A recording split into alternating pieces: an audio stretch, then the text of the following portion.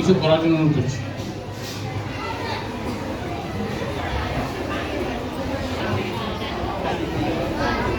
শ্রদ্ধেয় সভাপতি মহোদয়, শ্রদ্ধেয় আর উচ্চতর মাধ্যমিক বিদ্যালয়ের অধ্যক্ষ শ্রী সৌম্যজিৎ চক্রবর্তী এবং সভাপতি মহাশয়ের নাম আমি বলিনি, শ্রদ্ধেয় কল্যাণ চক্রবর্তী মহাশয় এবং এখানে উপস্থিত সমস্ত শ্রদ্ধেয় শিক্ষক গুরুজন, আমাদের অশিক্ষক বন্ধুগণ এবং আমার প্রিয় ছাত্রছাত্রীরা, আমি এখানে বেশি কিছু বলবো না, কারণ আজকের দিনটা সত্যি একটা বেদনাদায়ক দিন। আমাদের সবচেয়ে প্রিয় নিরূপম স্যার আজকে অবসর গ্রহণ করছেন। আজকে থেকে তিনি আর বিদ্যালয়ে তিনি অবশ্যই আসবেন, কিন্তু সেভাবে তার দায়িত্ব গ্রহণ থেকে আজকে তিনি অব্যাহতি পেলেন।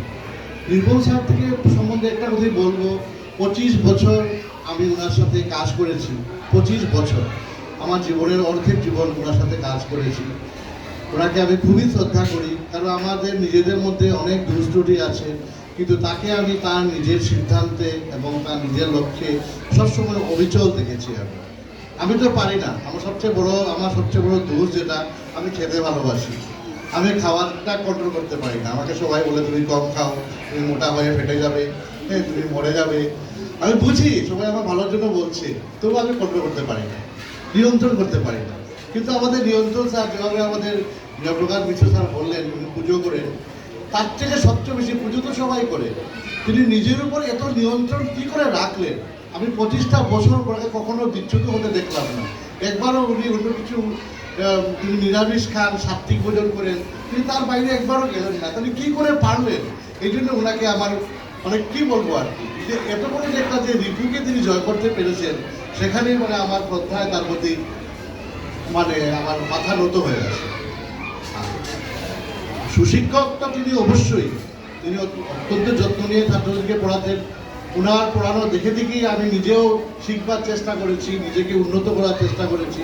যেভাবে আমাদের মিশ্র স্যার বললেন, তিনি সব বিষয়েই পারঙ্গম, বাংলা, সংস্কৃত, ইংরাজি, অঙ্ক, বিজ্ঞান, সমাজবিদ্যা, যখনই তাকে যা দেওয়া হয়েছে তিনি তাই অত্যন্ত সুন্দরভাবে তিনি করেছেন। তদুপরি আমাদের সঙ্গীত বিভাগ শুধুমাত্র ওনার উপরেই টিকেছিল, কারণ সরকার আমাদেরকে কখনো সঙ্গীত শিক্ষক নিয়োগ করেননি এই বিদ্যালয়ে। দীর্ঘদিন উনি সঙ্গীত শিক্ষকের পদটিও উনি সামলেছেন এবং তার জন্যই আমাদের অনেক ছাত্রছাত্রী এই মাধ্যমিক পরীক্ষায় উত্তীর্ণ হতে পেরেছে, কারণ একটা সাবজেক্ট ওরা সঙ্গীত দিতে পারত। শেষ পর্যন্ত আমাদের কমলেন্দু স্যার এবং আমাদের হায়দর স্যার তারা আসার পর তারা দুইটা বিভাগ রিটেল এবং আইটি নেওয়ার পরে ছাত্রছাত্রীরা এখন ঐচ্ছিক বিষয় হিসাবে এখন আর সঙ্গীত তাদের নিতে হয় না। না হলে কিন্তু আগে সঙ্গীত ছাড়া তারা মাধ্যমিক পাসই করতে পারে।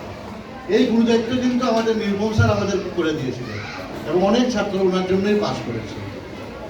তো আজকের দিনটা আরেকটা বিষয় আমার খুব ভালো লাগছে, যে আমাদের নারায়ণ চক্রবর্তী স্যার বাংলার যে তিনি বিষয় শিক্ষক ছিলেন, তার অবসর গ্রহণের পর কিন্তু এতদিন পর আবার সবাই ছাত্রছাত্রী মিলে আমাদের কোনো মানে সহকর্মীকে বিদায় দিতে পারছি। এতদিন নারায়ণ স্যারের পরে সহকর্মীরা বিদায় নিতেন, কিন্তু বড় নীরবে বিদায় নিতেন, কোনো ছাত্রছাত্রী থাকতো না।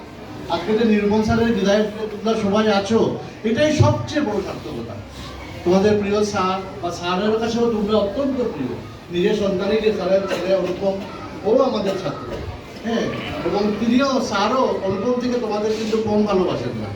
অনুপমকে যেমন ভালোবাসেন তোমাদেরকেও উনি সেরকম ভালোবাসেন। তো তার বিদায়ের দিনে তোমাদেরকে তিনি পাচ্ছেন, এটা তারও মনে অনেক আনন্দ আছে। আর স্যার অন্যরা সবাই চাকরি থেকে রিটায়ারমেন্ট নিয়ে খুব বেশি দুঃখী হয়, নির্মম স্যার কিন্তু দুঃখী না, উনি খুশি। স্বাভাবিক নিয়মে ওনাকে যেতে হবে, উনি এই সরকারি রক্তচক্ষুর বন্ধন থেকে তিনি মুক্তি পাচ্ছেন, এটা তার কাছে অনেক আনন্দের বিষয়।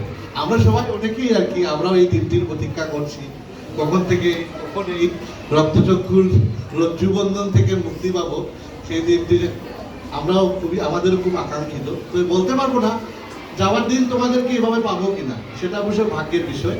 আর এই বিষয়ে আমি আমার ধন্যবাদ জানাবো আমাদের বর্তমান অধ্যক্ষ সৌম্যজিৎ চক্রবর্তী স্যারকে। উনি এই ব্যবস্থাটি করে দিয়েছেন ছাত্রছাত্রীদের সাথে মিলে যাতে আজকের বিদায়টা আমরা উদযাপন করতে পারি। এর আগে আমাদের অচিন্ত স্যার ছিলেন, আমাদের অঞ্জন স্যার ছিলেন, ওরা বলছে ঠিক আছে যাবে, ছাত্রদের আবার কি করে যাবে। এই তো আর এক কাপ চা খেয়ে নেবো সবাই মিলে, আর বাকিরা বাড়ি চলে যাক। কিন্তু মুদিত স্যার এটা একবার করেন। তোমাদের সাথে আজকে যে বিজয়টা আমরা উদযাপন করতে পারছি এটাই যথেষ্ট। অনেক ধন্যবাদ। প্রার্থনা করি স্যারের জীবন সুন্দর হোক, স্যার আমাদেরকে পথ দেখান। উনি হয়তো চাকরি থেকে অবসর নিয়েছেন, কিন্তু উনার দীর্ঘায়ু হন, তিনি শরীর উনার সুস্থ থাকুক এবং থাকবেই। উনি সাত্বিক ভোজন করেন, ওনার কখনো খারাপ কিছু হবে না। আমি তো বিশ্বাস করি উনি সুস্থ দেখে শতায়ু হবেন। আমরা তার কাছ থেকে অনেক কিছু শিখবো, প্রয়োজনে যাব, তোমরাও যাবে, এই আশা করে আজকে আমার বক্তব্য এখানে শেষ করা হবে।